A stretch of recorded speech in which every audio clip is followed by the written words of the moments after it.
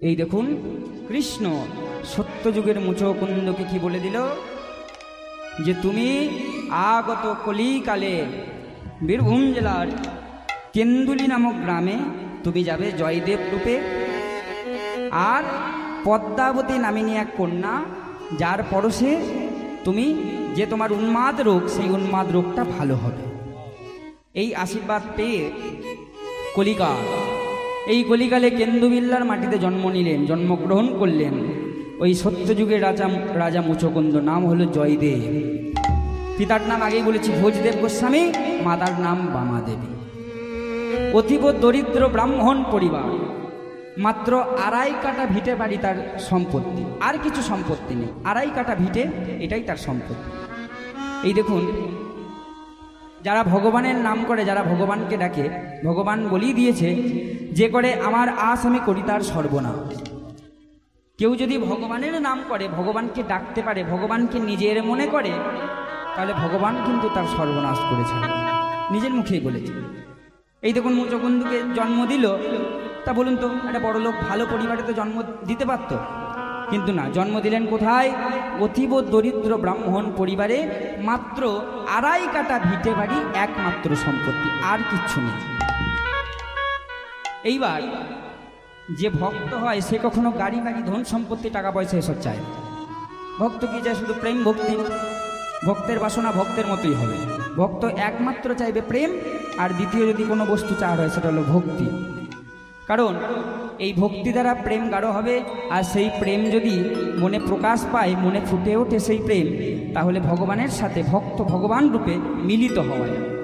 এবার জয়দেব সে তার সংসার ধর্ম করে শুধু ওই নাতি ছেলে নাতি এইসব করতে আসেনি, তার জন্মই হয়েছিল ভগবানের নাম করার জন্য, ভগবানের নাম লেখার জন্য। তাই সেই সত্যযুগের মুচকুন্দ আজকে জয়দেব রূপে জন্মগ্রহণ করলেন। অতীব দরিদ্র ব্রাহ্মণ পরিবার, কোনো রকমের দিন কাটে। এইবার সেই কালের একটা নিয়ম ছিল আগেকার দিনের, যে যারা ব্রাহ্মণ ঘরে যাদের জন্ম হতো, গর্ভাষ্ট পইতে হতো, উপনয়ন। মানে ওই 8 বছর বয়সে, গর্ভ পর থেকে 8 বছর বয়স যখন হতো সেই সময়টাতে উপনয়ন পইতে হতো। মানে গর্ভর সময় হচ্ছে 10 মাস, এরপরে এই যে 10 মাসটা হয়ে গেল, আর হচ্ছে ওই 7 বছর 2 মাস, এই 7 বছর 2 মাস আর ওই 10 মাস, টোটাল 8 বছর। তাহলে জন্মের পর থেকে 8 বছর বয়সে গর্ভাষ্টক উপনয়ন হতো। তাই আজকে ওই ভোজদেব গোস্বামী যখন ওই জয়দেবের 8 বছর বয়স, তখন কি করলেন? উপনয়ন করে দিলেন, পইতে দিয়ে দিলেন। পইতে হয়েছে একদম নতুন সন্ন্যাসী বেশ, তার মাথায় একটু কেশর রাশি নেই, গেরুয়া বস্ত্র পরিধান।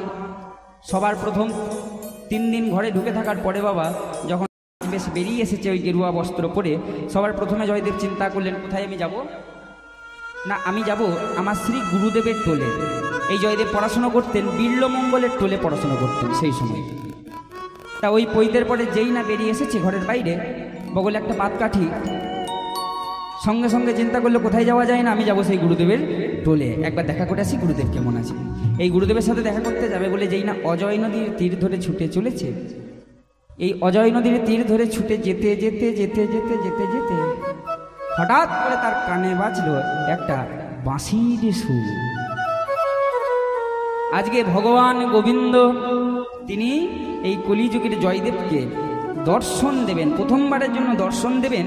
সেই জন্য ওই গোলক বৈকুণ্ঠ থেকে নেমে এলেন ওই অজয় নদীর তীরে, আর এসে একটা রাখাল বেশ ধারণ করলেন। আর এই রাখাল বেশ ধারণ করে তিনি কিন্তু জয়দেবকে দেখা দিলেন। তিনি ওই বনের একটা গাছের আড়ালে লুকিয়ে একটা আলাদাই ধ্বনি করলেন। সেটা কি? বাঁশির ধ্বনি। ওই বাঁশিটাকে নিজের করে নিয়ে যেই না বাজাতে লেগেছে, জয়দেব মনে মনে চিন্তা করছে সেই তো কোথায় বাজছে, বলে মুরলী বাজে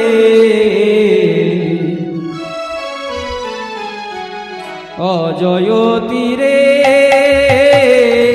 মুরলী বাজে অজয় তীরে, মুরলী বাজে অজয় তীরে, মুরলী বাজে জয়তী রে।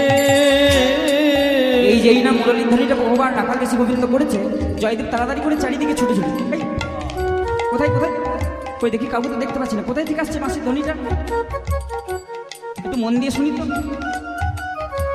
হ্যাঁ হ্যাঁ, বাঁশি তো বাজছে, কে করছে এই বাঁশির ধ্বনি? বলে বাঁশির ধ্বনি চিনতে পারছো না জয়দেব? গোবিন্দ বলে উঠলেন, আমি আরেকটা সংকেত করছি। এই বলে কি সংকেত করলে? এতক্ষণ বাঁশি বাজাচ্ছিলেন, এবার গোবিন্দ পায়ে কে ছিল? চরণে নুপুর ছিল, এইবার নুপুরের শব্দটাও যোগ করে দিয়েছে। ওই রন্য ঝন্য রন্য ঝন্য নুপুর চরণে বাজে, রন্য ঝন্য নুপুর চরণে বাজে, রন্য ঝন্য নুপুর চরণে বাজে রে।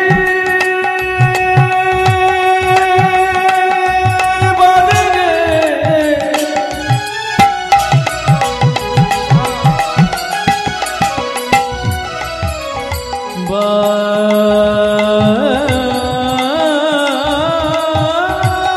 রে।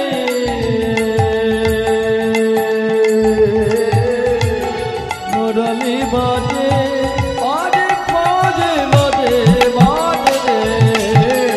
মুরলী বাজে, বাজে বাজে বাজে বাজে রে। মুরলী বাজে, মুরলী বাজে, মুরলী বাজে। এই মুরলীর ধ্বনি, নুপুরের ধ্বনি করতে করতে গোবিন্দ মনে মনে চিন্তা করলো, আচ্ছা এইবার জয়দেবকে দর্শন দিতাম। ওই রাখাল বেশ ধারণ করে জয়দেবের সামনে দাঁড়িয়ে বলে, ও গোসাই, গোসাই দাঁড়াও দাঁড়াও দাঁড়াও দাঁড়াও, শোনো শোনো, তোমার নাম জয়দেব, তোমার পিতার নাম ভোজদেব গোস্বামী, মাতার নাম বামাদেবী, তুমি যাচ্ছ ওই বিল্লমগুলা টুলে পড়াশোনা করতে। এবার কেউ হঠাৎ করে এসে যদি বাবা এতগুলা কথা আপনার ব্যাপারে বলে দেয়, তাহলে যে কেউ তো চমকেই যাবে। জয়দেব সঙ্গে সঙ্গে হাতটা জোর করে বলল, এই রাখাল দাঁড়া দাঁড়া দাঁড়া দাঁড়া, আমার এত কথা তুই জানলি কি করে? কে তুই? আমার নাম জয়দেব, আমার পিতার নাম ভোজদেব গোস্বামী, মায়ের নাম বামাদেবী, আমি বিল্লমঙ্গলে টলে যাচ্ছি, এ কথা তোকে কে বলল? বলে, ওগো এই হচ্ছে তোমাদের একটা দোষ। কি দোষ বলুন তো? এই যে যারা গোসাই মানে ব্রাহ্মণ হয়, যাদের গলাতে একটা পইতে থাকে, তারা নিজেরা কিভাবে বলুন তো? তারা নিজেরা ভাবে তারাই এই পৃথিবীতে সব কিছু জানে, আর বাকি যারা চাষা ঘোষা বোয়ালা যারা আছে সেসব জাতি, তারা কিচ্ছু বোঝে না, কিচ্ছু জানে না। বলে, শোনো গো ঠাকুর, আমরাও কিছু কিছু জানি। বলে, কি জানিস? বলে, দেখবে এখন তুমি গোসাই আর আমি গোয়ালা, কিন্তু দেখবে আদিতে আমরা একই, কিন্তু প্রমাণ করে দেবো। বলে, গোসাই শব্দের প্রথম অক্ষর কি? বলে, কেন? গো। আচ্ছা এবার দেখো, গোয়ালা শব্দের প্রথম অক্ষর কি? গো। তাহলে আদিতে আমরা দুজনে এক হলাম না? এটা তো হলো বহিরঙ্গ। আর ভগবান নিজ মুখে বলেছে কি, স্বরূপেতে সবার হয় গোলকেতে স্থিতি। এবার স্বরূপের শেষে যদি সবার গোলকেই স্থিতি হয়, তাহলে আদিতে সবাই আমরা একই হলাম। তাহলে আচ্ছা রাখাল, আমার ব্যাপারে তুই এত কিছু কি করে জানলি? বলে, শোনো, সে কথা পরে হবে। আমি যে তোমার ব্যাপারে এত কথা বলে দিলাম, তুমি তো গোসাই হয়েছো, তুমি তো এত কিছু শিক্ষা করছো, বিল্লমঙ্গলে টোলে পড়াশোনা করছো, তুমি কি আমার ব্যাপারে কিছু বলতে পারবে? বলে, সব বলবো রাখাল, একটু দাঁড়া। এই বলে ওই অজয় নদীর তীরে একটা বালুর স্তূপ তৈরি করে সেই বালুর স্তূপের ওপরে ওই রাখাল বেশি গোবিন্দকে দাঁড় করিয়ে দিয়ে বলল, শোন রাখাল, আমি আগে জব করে নিই, জব না করে আমি কোনো কিছু বলতে পারবো না, আগে জবটা করিনি, তারপরে আমি তোর সব পরিচয় দেবো, আমিও জানি রে সব কিছু। এই বলে ওই রাখাল বেশি গোবিন্দকে বালুর স্তূপের উপর দাঁড় করিয়ে আজকে জয়দেব আমার জব করছেন। কি বলে? নবীন নিরদ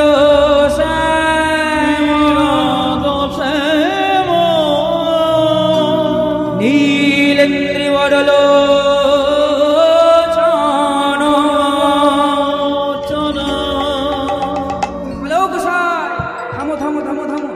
এসব কি বলছো? আরে বাবা, আমার পিতার নাম, আমার মায়ের নাম, এইসব কিছু জানা তো বলো না, এগুলো কি বলছো? কি বললো বলুন তো জয়দেব? নবীন নিরদ শ্যাম। নবীন মানে হচ্ছে নূতন, নিরদ মানে হচ্ছে জল ভরা মেঘ। জল ভরা মেঘ কেমন দেখতে হয়? আকাশে যদি কোনো জল ভরা মেঘ থাকে, এমনি মেঘ নয়, জল ভরা মেঘ কেমন দেখতে হয়? তার রং কালো। আকাশে যে মেঘ দেখি সেটা হচ্ছে নীল মেঘ, সেখানে কোনো জল থাকে না। যে মেঘে জল জমে থাকে সেটা দেখতে কালো মেঘ হয়। তাহলে আমার ভগবান গোবিন্দের গায়ের রংটা কেমন? কালো। তাই নবীন নিরদ শ্যাম নীলেন্দ্রি বড় লোচনম, মানে আমার গোবিন্দের যে নয়ন পল্লব, দুটো নয়নের যে পল্লব, এই পল্লবটা হচ্ছে পদ্ম পাতার মতো।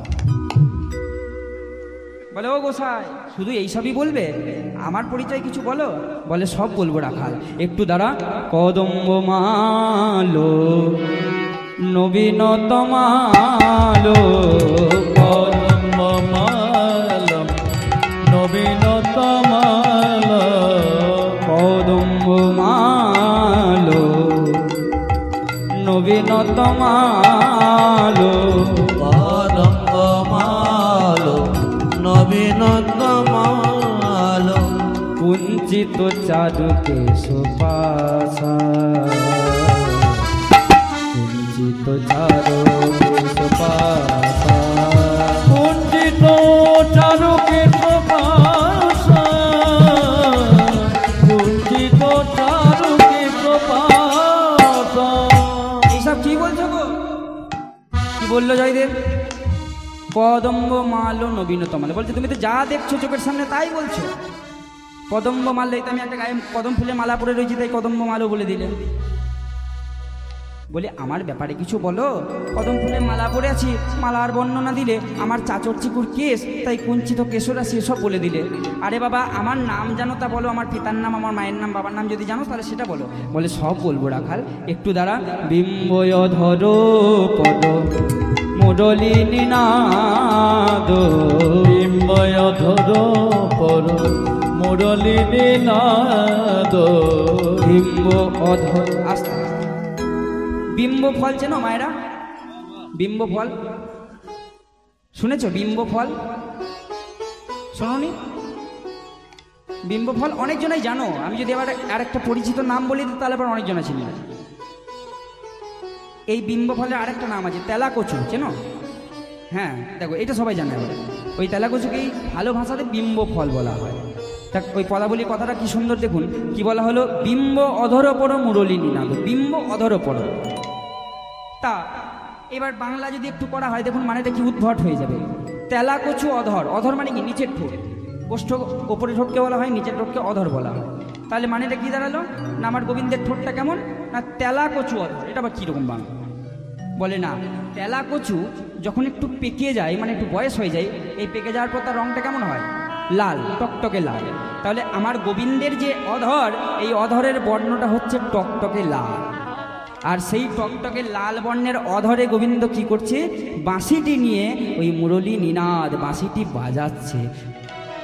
বিম্বয় ধর পদ মুরলী নিনাদ, বিম্বয় ধর পর মুরলী নিনাদ। হরি বল। এই মন্দিরে যখন এসেছিলে গোবিন্দকে প্রাণ ভরে দর্শন করেছিলে সকলে? একবার চেয়ে নাও, দেখো যে কথাটা বললাম মিলে গেছে কিনা। নিচের ঠোঁট ওপরের ঠোঁট, ভগবানের ঠোঁটটা কেমন? টকটকে লাল করেছে তো? এই হাতের তালুগুলো দেখবে ভগবানের লাল হয়। যেখানে যেখানে আমরা গোপীনাথ মূর্তি দর্শন করি, গোপীনাথের একদম টকটকে লাল থাকে। আর যদি নীল বর্ণের ভগবান হয়, এখানে যেমন নীল বর্ণের ভগবান, তাই পুরো হাত লাল হবে না এখানে, এটা নিয়ম, শাস্ত্রে লেখা আছে একদম। সেখানে রাশি টানা থাকবে লাল রঙের। আর যেখানে যেখানে গোপীনাথ মানে কালো ভগবান হবে, কালো রঙের, কালো বর্ণের ভগবান দেখি না আমরা অনেক জায়গায়, শ্যামকে দেখি কালো বর্ণের, তখন দেখবেন হাতের তালুদয় একদম টকটকে লাল করা হয়।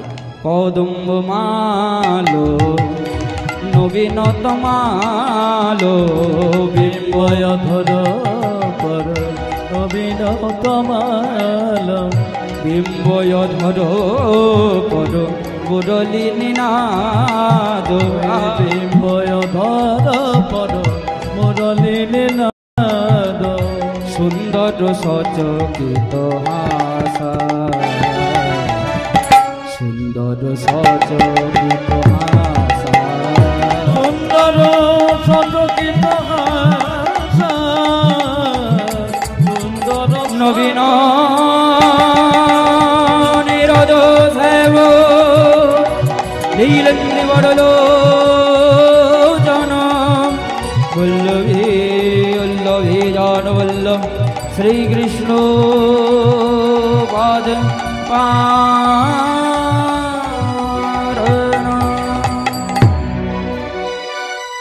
বলে ও গোসাই, তুমি তো আমার মধ্যে চোখের সামনে যা যা দর্শন করলে সেগুলোই বলে দিলে। তুমি না আমার নাম বলতে পারলে, না আমার বাবার নাম বলতে পারলে, না আমার মায়ের নাম বলতে পারলে। আমি কিন্তু সব বলে দিলাম, তুমি কিছুই বলতে পারলে না। বলে শোনো শোনো গোসাই, তুমি যখন বলতে পারলে না, আমি তোমাকে আমার নামটা বলে দিচ্ছি। আমার কি নাম জানো? আমার নাম হলো রাধা মাধব। কিন্তু আজ থেকে আমি তোমার সাথে সখ্য ভাব স্থাপন করলাম, বন্ধুত্ব করলাম। তাই বন্ধু বন্ধু কখনো অত বড় নামে ডাকে না। বন্ধু বন্ধুকে নাম একটা ডাক নামে ডাকে, ছোট নামে। আমার ডাক নামে তুমি আমাকে ডাকবে। বলে কি তোর ডাক নাম? বলে আমার ডাক নাম কি জানো? মাধু।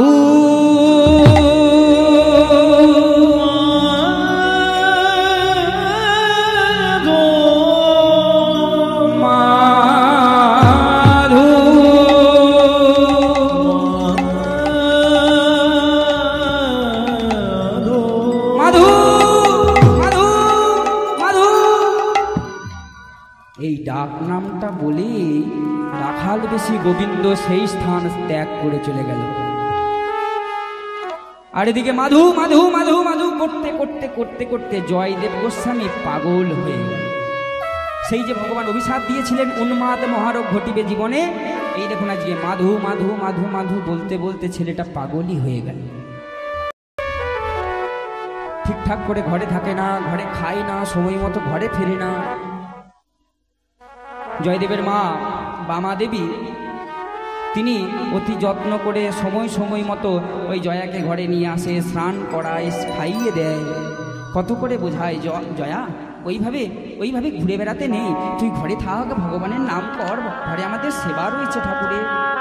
কিন্তু উন্মাদ ছেলে, পাগল ছেলে কাউরি কথা শোনে না। ওই চারিদিকে রনে বনে জলে জঙ্গলে যেখানে পাই সেখানে মাধু মাধু মাধু মাধু বলতে বলতে বলতে বলতে শুধু ঘুরে ঘুরে বেড়া।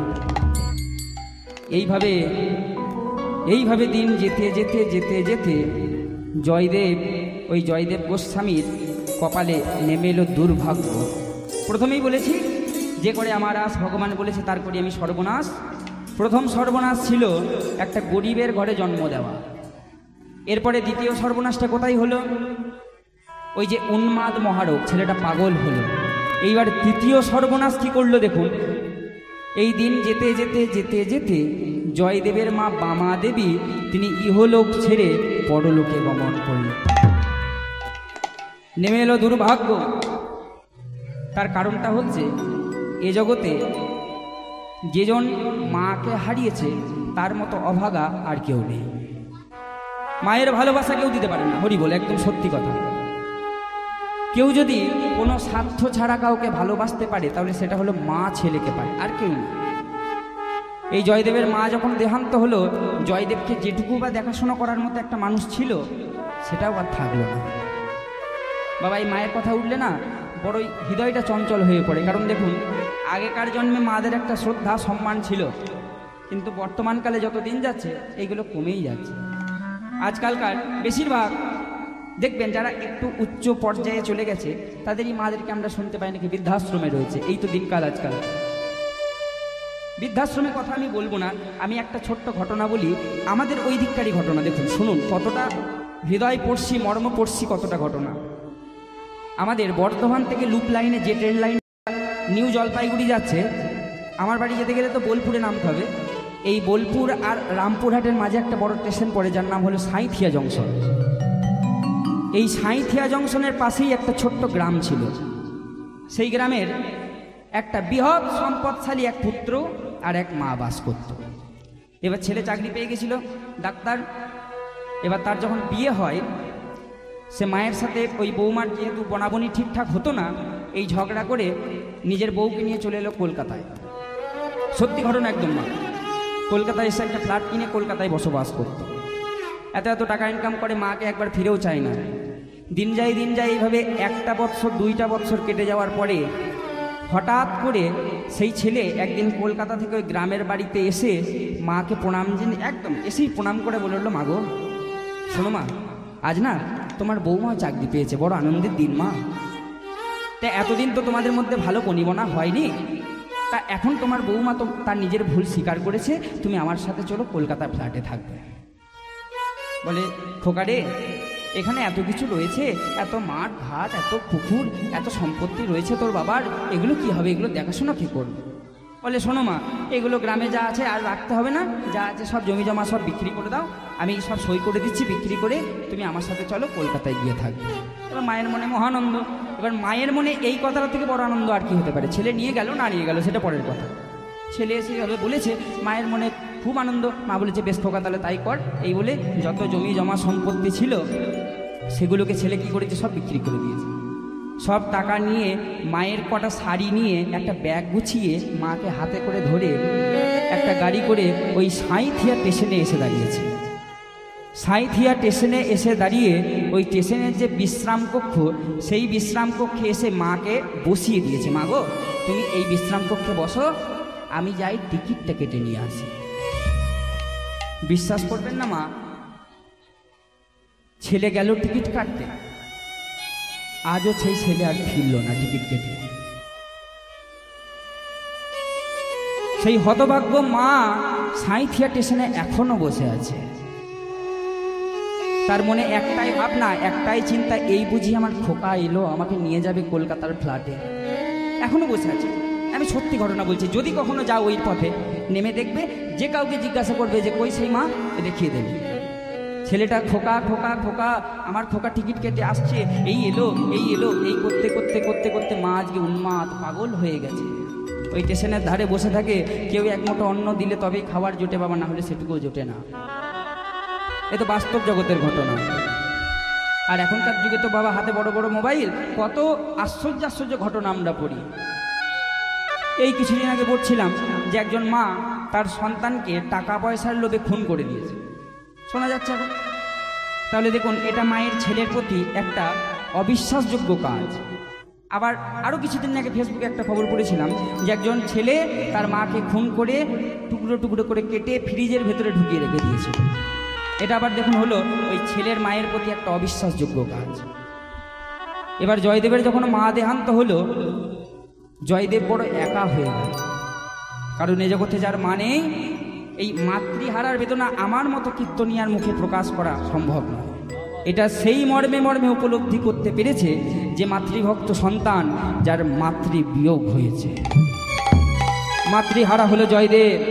তাকে কোলে নেওয়ার মতো, তাকে আদর করার মতো, ডেকে ডেকে স্নান করানো খাওয়ানোর মতো যে মানুষটি ছিল, সেই আর এই পৃথিবীর মাঝে থাকলো না।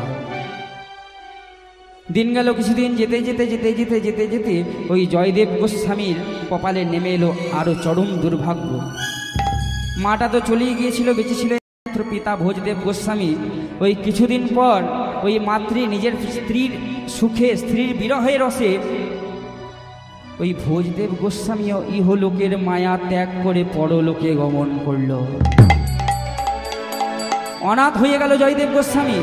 পাড়ার যে বন্ধু বান্ধবরা ছিল তারা সকলে মিলে ওই জয়দেবের পিতার যে দেহ, ভোজদেব গোস্বামীর দেহটাকে কাঁধে করে আজকে নিয়ে আসছে কদমখণ্ডীর শ্মশান ঘাটে। বলো হরি, বলো হরি, বলো হরি, বলো হরি। কদমখণ্ডীর শ্মশান ঘাটে নিয়ে এসে তাড়াতাড়ি করে একটা চিতা সাজিয়ে সেই চিতার উপরে ওই ভোজদেব গোস্বামীর দেহটাকে শুয়ে দিয়েছে। বলে আচ্ছা, আর সেই সময় দেখবেন আমাদের এই অঞ্চলগুলোতে জমিদারি শাসন ছিল, মানে একজন জমিদার তার কথা মতোই বেশিরভাগ মানে কথা খাটতো, তার কথা শুনেই সবাই চলত। জমিদার মহাশয় এসেছে কদমখণ্ডী শ্মশান ঘাটে। কেউ কেউ বলে উঠলো, আচ্ছা এই যে ভোজদেব গোস্বামীর সবটাকে নিয়ে আসা হয়েছে, চিতার উপরে সাজানো হয়েছে, এর মুখাগ্নি কে করবে, মুখে আগুনটা কে দেবে? বলে ওর না একটা সন্তান আছে। বলে ও কে? ওই জয়া। বলে ও তো খেপা পাগল। আরে বাবা, পাগল হোক না, ছেলে তো বটে। ওই জয়দেবকে ধরে নিয়ে এসো, ওই ওর পিতার মুখে অগ্নিদান করবে। সকলে মিলে ওই বন্ধু বান্ধব যারা ছিল তারা জয়ার কাছে গিয়ে বললো, জয়া রে শোন না, তোর পিতা ইহলোক ত্যাগ করে পরলোকে গমন করেছে, তোর পিতা মারা গেছে, তাড়াতাড়ি করে চল শ্মশানে গিয়ে মুখাগ্নি করতে হবে। জয়দেব তো আসতে চাইলো না বাবা। সকলে মিলে টানতে টানতে টানতে টানতে জয়দেবকে নিয়ে এলো ওই কদমখণ্ডীর শ্মশান ঘাটে। আর নিয়ে এসে জমিদার মহাশয় বলল, শোন জয়া, ওই দেখ সামনে চিতা সাজানো, সেই চিতার উপরে তোর পিতার শরীর, পিতার দেহ রাখা রয়েছে। তোর পিতা মারা গেছে রে, শোন না, তুই একটু পিতার মুখাগ্নিটা করে দে। এই বলে যে ব্রাহ্মণ কয়েকজন ছিল সেই ব্রাহ্মণ কয়েকজন কয়েকটা পাটকাঠি হাতে ধরিয়ে দিল জয়দেবের। আর জয়দেবকে ওই পাটকাঠি গোটা বললে, এই ঘিয়ে, এই জয়া শোন, এই পাটকাঠি গোটা নিয়ে একটু ঘিয়ে ডোবা, এই ঘিয়ে ডুবিয়েছে আর বললো, শোন, এই পাতকাঠিতে আমরা আগুনটা ধরিয়ে দিচ্ছি। আগুন ধরানোর পরে আমরা একটা মন্ত্র বলবো, সেই মন্ত্রটা বলতে বলতে বলতে বলতে তুই পিতার মুখে অগ্নিদান করবি। জয়দেবের তো এইসব কথায় কান নাই বা। এই বলে পাতকাঠিতে ঘিয়ে ডুবিয়ে ভালো করে, যেই না পাতকাঠির মধ্যে একটু আগুন ধরিয়ে দিয়েছে, বারবার করে ব্রাহ্মণরা বলে উঠল ওই অগ্নিদানের মন্ত্র, কিন্তু জয়দেব গোস্বামীর মুখ থেকে সেই অগ্নিদানের মন্ত্র বেরিয়ে এলো না। ওই পাতকাঠির আগুনটা ওই চিতার মধ্যে ছুঁড়ে ফেলে দিয়ে সঙ্গে সঙ্গে সেই ইষ্ট মন্ত্র বলে উঠল, হরে কৃষ্ণ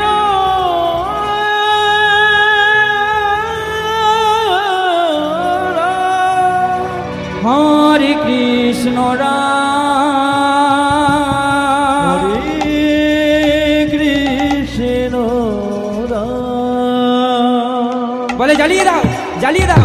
ওই পাগল ছেলে মুখাগ্নি করতে পারবে না, চিতাকে জ্বালিয়ে দাও। সকলে মিলে ওই ভোজদেব গোস্বামীর চিতাতে দিল আগুন ধরিয়ে, দাউ দাউ করে জ্বলে উঠল ওই আগুন। এদিকে জয়দেব গোস্বামীর কোনো ধ্যান নেই। এইভাবে যখন সব দেহটা পোড়ানো হয়ে গেল, পাড়ার কিছু বন্ধু বান্ধব যারা শ্মশানে গিয়েছিল তারা জমিদার মহাশয়ের কাছে এসে জমিদারকে বলে উঠল, শুনুন জমিদার মহাশয়, এই যে ভোজদেব গোস্বামীর শ্মশানে আমরা এলাম, শ্মশানের শেষকৃত্য করতে যে খরচটা হলো, এই খরচের খরচের টাকাটা কে দেবে? এই দেখবেন এটা একটা খরচা হয় সত্যি করে। মানে যারা ওই মরা পোড়াতে যায়, মানে নিজের লোকের সাথে যদি আরও পাড়া প্রতিবেশী যারা যায়, একটা হরিনামের দল যায়, ওই মরা পোড়ানো হয়ে যাওয়ার পরে তাদের দেখবেন, তাদের জন্য আমাদের ওদিকটাই হয়, আপনাদের দিকে হয় কিনা জানি না, ওই দেখবেন একটু লুচি মিষ্টি, একটু আলুর দম পায়েস, এইসব হয়। এদিকে হয় হয় মিষ্টি, আর একটা জিনিসও হয় বাবা, হয় এদিকে। ও তাহলে সব দিকেই একই, হরি বল হরি বল। তাহলে বলছে এই যে জিনিসগুলোর জন্য একটা যে খরচা হবে, তাহলে এই খরচার টাকাটা দেবেটাকে? জমিদার মহাশয় বলে উঠল, কেন? জয়দেব গোস্বামীর ওই 2.5 কাঠা ভিটে বাড়িটা পড়ে আছে, ওইটা লিখিয়ে নাও। এই দেখুন, আবার ভগবান প্রমাণ করে দিল, যে করে আমার আস করি তার সর্বিক সর্বনাশ। মা চলে গেল, পিতা চলে গেল, ছেলে পাগল হয়ে গেল, বাকি ছিল শুধু 2.5 কাঠা ভিটে বাড়ির সম্পদ। জমিদার মহাশয় বলে উঠল, শোনো, ওই 2.5 কাঠা ভিটে বাড়িটা লিখিয়ে নাও। একটা দলিল তৈরি করা হলো, আর দলিল তৈরি করে সেই দলিলের উপরে জমিদার মহাশয় লিখে দিলেন যে ভোজদেব গোস্বামীর শ্মশান কার্যের স্বরূপ যে খরচা হলো, সেই খরচা বাবদ যে 2.5 কাঠা ভিটে বাড়ি, সেটা নিলামে বিক্রি হলো। জয়া, ও জয়া, শোন শোন বাবা, এই দলিলে একটা সই করে দে তো। যতবার করে ওই জয়াকে সই করতে বলে, হাতে যেই না একটা কাঠি দিয়েছে কালিতে ডুবিয়ে, জয়দেব গোস্বামী বারবার করে চেষ্টা করে ওই দলিলের মধ্যে নিজের নামটা সই করতে পারলো না। সেই দলিলের মধ্যে লিখে দিল, হরে কৃষ্ণ রাম।